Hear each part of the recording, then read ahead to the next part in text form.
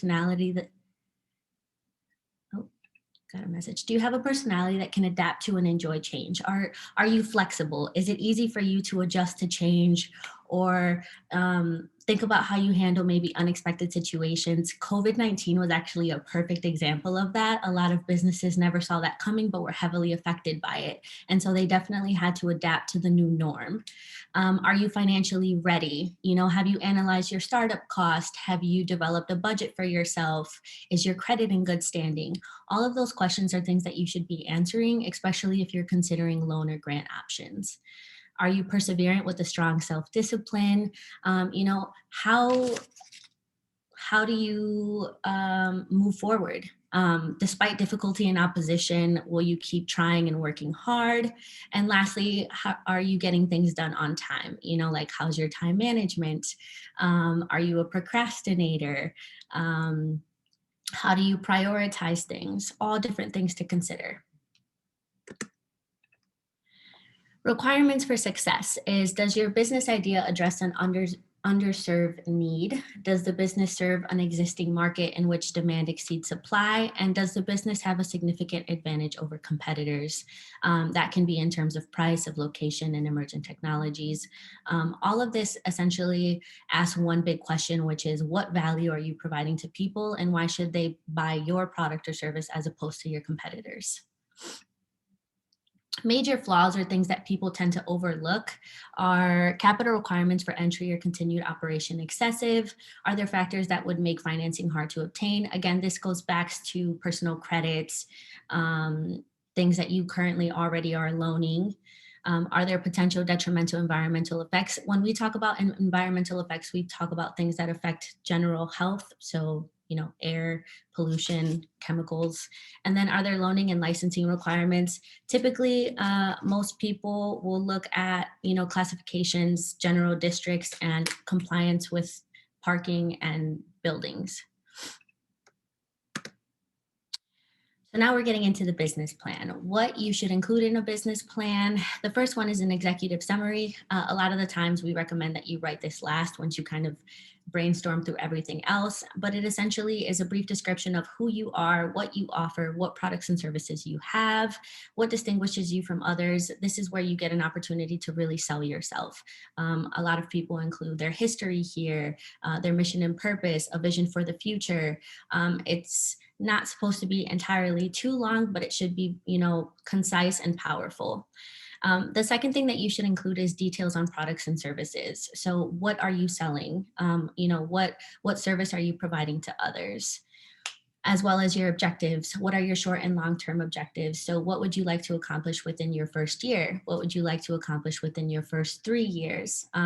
If you want to think more short-term, you can actually think about maybe where you would like your business to be in 6 months. So creating a timeline and creating goals for yourself, both short and long-term, is essential in your business plan.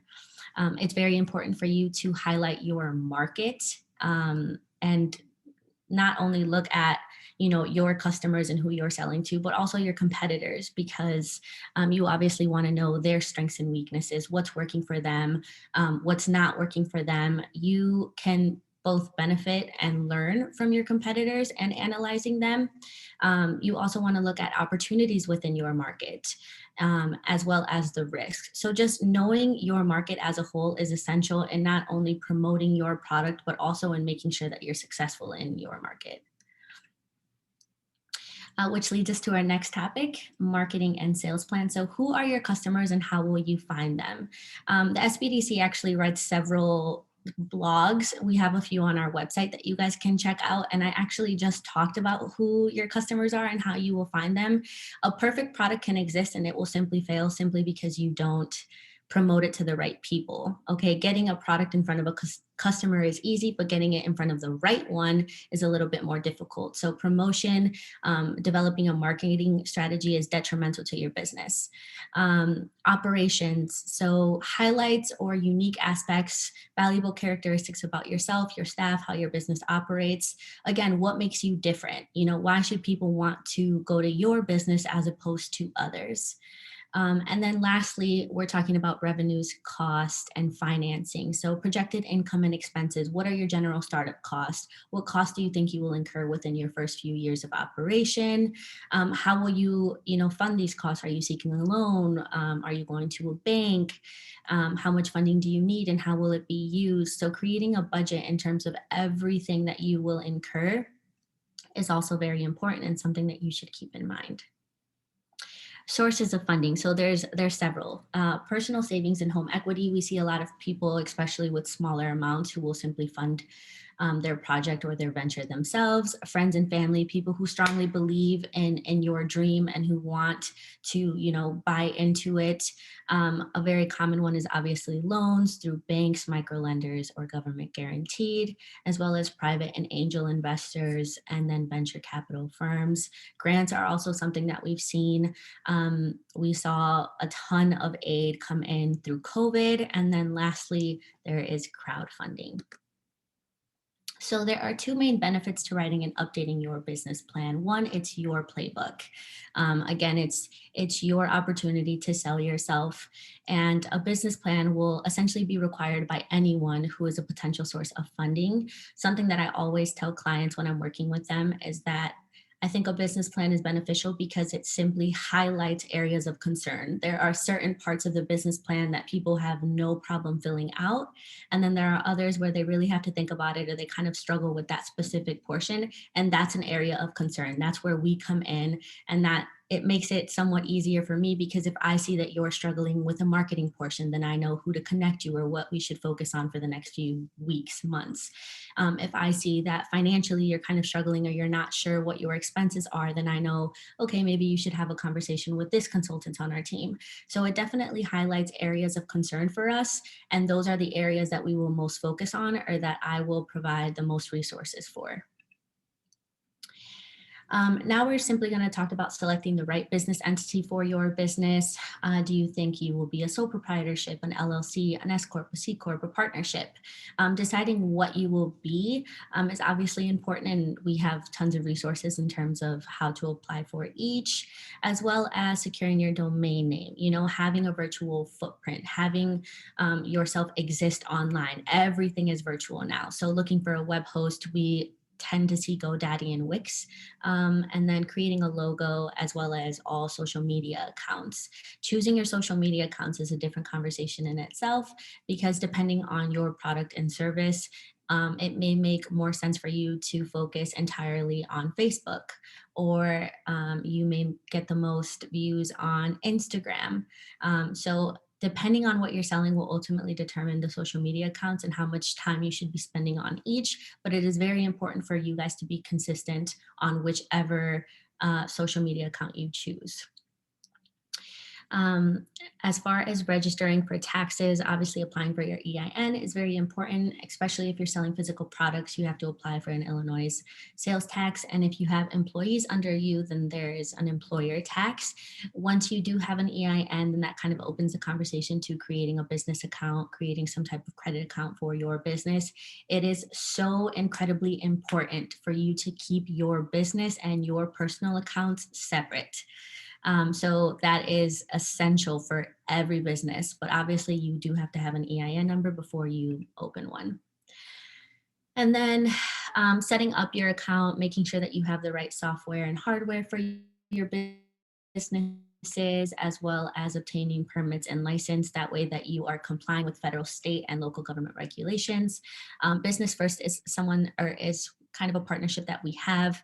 We work very closely with them, and it kind of makes it easy because it's a one-stop for everything. So the SBDC is there, as well as several departments that work for the city of Rockford, and we're there to answer any and all questions that apply to your specific business. In terms of permits and licenses, this is a perfect opportunity for people to get their questions answered. Getting insured, so general liability, workers' comp, professional liability. Again, if you have employees, this is essential. And then simply defining your brand and promoting your business. So establishing a web presence and developing a social media strategy. You have to exist online. That's the first thing people do. When you go anywhere now, everyone looks you up. Everyone, especially due to the new norms, everyone uses technology. Everyone looks up, what people are saying about you. When you go to a restaurant, what's the first thing that you do? You look up to see what people have posted, what looks good. When you're going to go get like a new haircut or something like that, you obviously look at reviews. So establishing a strong social media presence and sticking to your brand is important. This just is a little bit about the SBDC. And then these are our consultants. As you can see, we are a team of 8. We've grown tremendously. And that is all I have. If you guys have any questions, we'll be more than happy to answer them. Are there any questions for Shelby? You can also write them in the chat if you'd like. Or Heather and Edward are here too to answer questions. That is true. Just a reminder. Oh, go ahead. No, sorry. I say we are the backup. Oh, yes. Yes, we're the backup. Yeah, just in case I freeze up. And just to let you know, if you're thinking about starting a new business, you would start with Shelby with your business plan, and she would be happy to walk you through that process.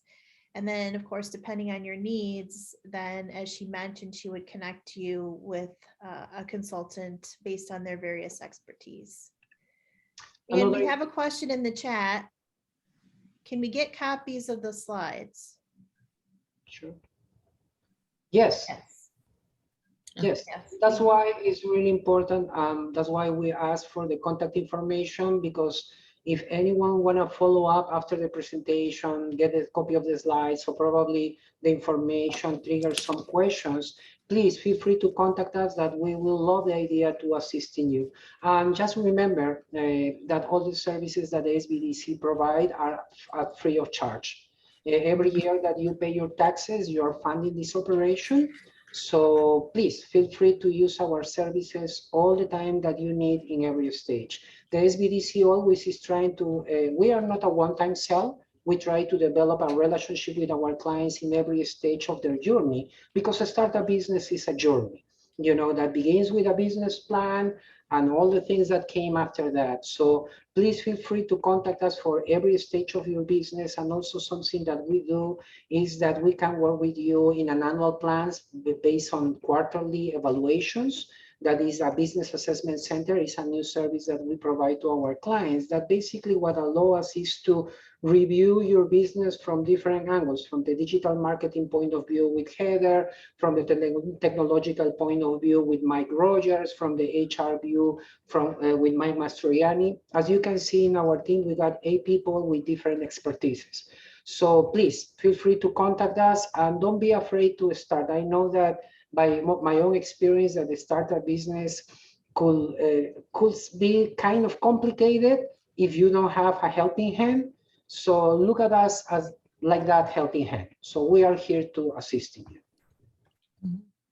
Obviously, today's portion was how to start a business, but we do more than help with startups. We also help with, businesses that are expanding or rebranding. Like Edward said, we definitely help at all stages. So we are more than happy to answer any questions you may have, or if you'd like to reach out personally to set up something with us.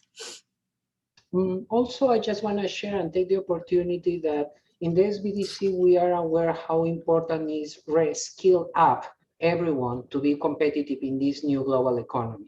So we are providing now sets of new workshops and webinars. For example, for the first quarter of this year, we are going to work with 3D printing. We already provide these classes. And if you visit our website, www.rockfortsbdc.org, in the business resources, you can see in virtual classroom all the classes that we are providing. In the case of the 3D printing, classes are in person because are a hands-on workshop. That means that every student manage one 3D printer. So at the end of the first 2 classes, you will be able to know how to set up a printer, make all the basic things and start printing out things. And the 3rd class that we are going to provide is more 3D printing for entrepreneurs. That is going to show how you can incorporate this new technology to enhance the productivity of your business, or maybe create a new one. For the second quarter, we are going to work with robotic and automatization. So it's going to be, once again, hands-on classes, a small group of 6 or 8 people. So in that way, everyone will be involved and touch and practice, and troubleshooting in real time. And for the third quarter, we are going to start working with business sustainability practices, and we are going to show all the new technologies like solar power, wind power, geothermal, recycling, and all these kind of practices that if you incorporate into your business, in this business plan stage or in your existing business, is going to help you to achieve more than you can expect. And the most important thing, you are going to start leading by example in the community. Rockford in special have a lot of things that the people don't know about it that are happening, like a solar and wind. And we try to share that in order to make more profitable and competitive local businesses using these technologies. So there is a lot of things happening. We are excited to share this with you guys. And please feel free to visit our website. And if you want to know more about us, please feel free also to send us your email, and we can add your information in our newsletter. So in that way, you can get in a weekly basis all the latest things from the Small Business Administration, DCO, federal or state help for small businesses or startups, that are looking for that kind of information to start or grow their business. Thank you. I provided our web address, phone, and you can find us on social at Rockford SBDC. Are there any other questions? Okay, as I mentioned, our next webinar is on February 17th. It's how to pick your best marketing channels for 2022. Have a great weekend, everyone. Be safe. Thank you. Thank you. Thank you.